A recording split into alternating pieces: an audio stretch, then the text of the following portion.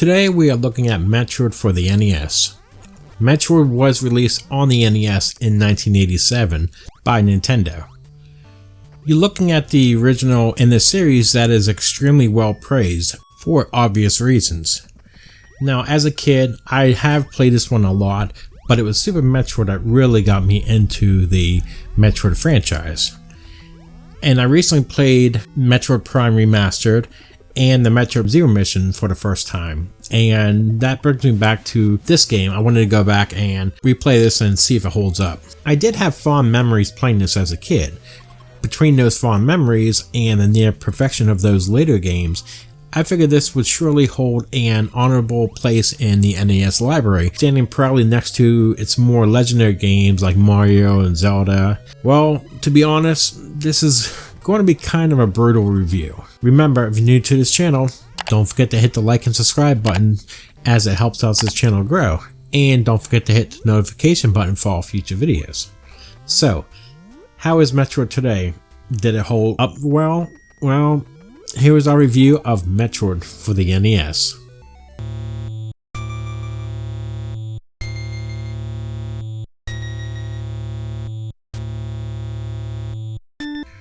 The plot is not very complicated. You take on the role of Samus Aran, a bounty hunter, to rid of the cosmos of the Metroid, a terrible alien threat.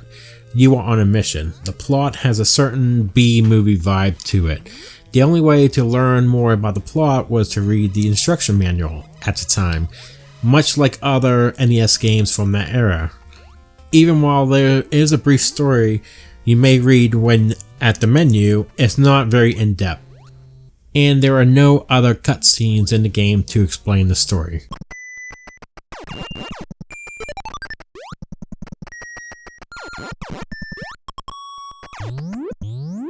With shooter and puzzle elements, Metroid is considered an action-adventure platformer.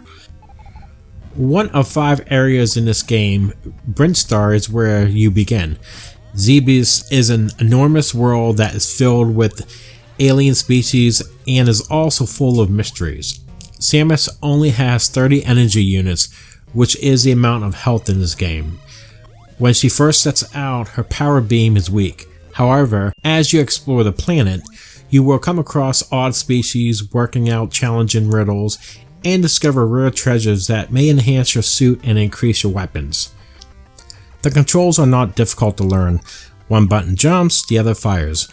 A new player could easily pick up the game and become accustomed to it quite fast because there isn't much of a learning curve. The game has advantages and disadvantages.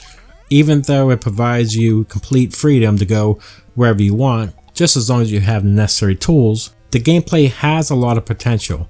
But unfortunately, the potential remains just that. The game allows you to go back and find as many hidden treasures as you can thanks to its intensive exploration and non-linear gameplay. However, as the game provides you absolutely no in-game maps, it would be prudent to create your own maps of the region or print one off from the internet. This is because you are highly likely to get lost.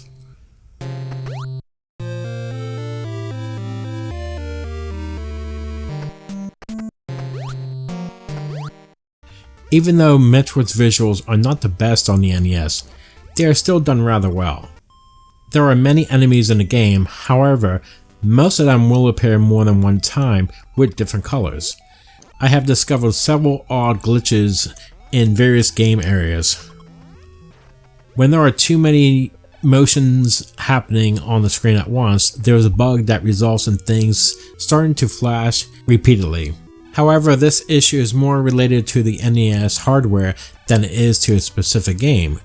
Simple item color changes and reversals are some of the other smaller bugs. Although the bugs occasionally can be awkward, they have no major impact on the gameplay. There are several regions to discover, and each one has a distinctive appearance, making it easy to figure out where you are. In this game, the visuals are just slightly above average.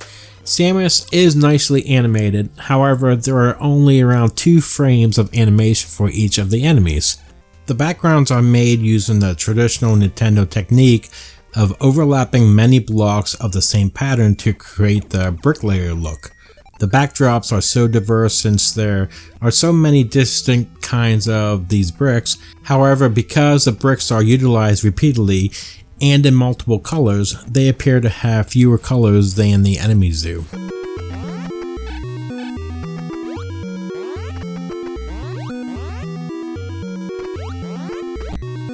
The game's audio effects are actually rather good. Most of them are for their intended usage and don't sound utterly overbearing. Samus, for example, has wonderful footsteps while moving from one place to the other, but her jumping sounds a tad odd. The sound of a missile produces when it hits something and causes it to burst is fantastic. The music is excellent, although nicely written, it has a catchy tone.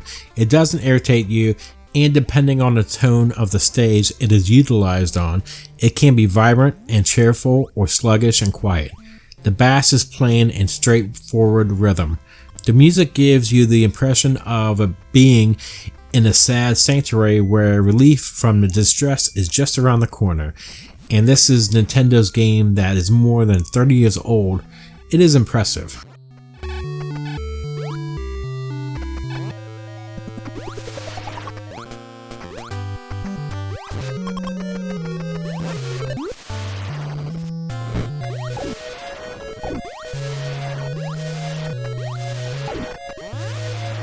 There are so many irritating parts in this game, Metroid, that it is difficult to understand why people really love this game. Ironically, despite the overwhelming of the space and sci-fi genres in the video game industry prior to the NES period, Metroid introduced a new and intriguing environment that was brimming and potential.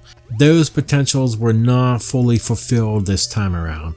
Although the concept of the side-scrolling open-world action-adventure game was somewhat novel at the time, it might have learned from the more well-known top-down open-world titles.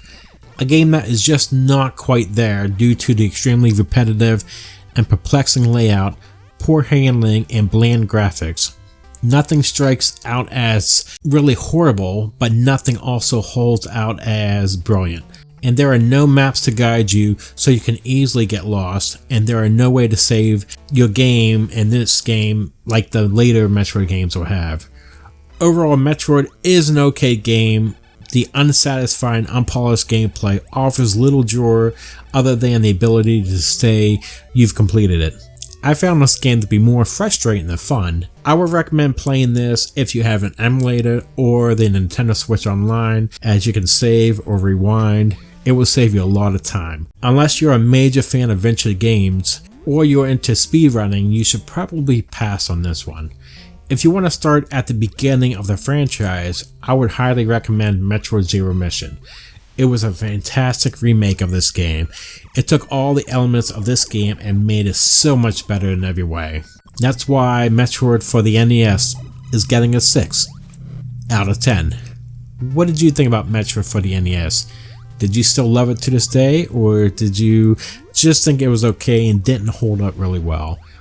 Please leave comments below to share your thoughts. That would do it for this episode. We do live streams throughout the week, mostly games from the Xbox or Nintendo Switch, and we also do retro games throughout the week as well. And remember, if you like this video, give it a thumbs up for your support. Thank you for watching, and I will see you here on the next episode. Have a great day.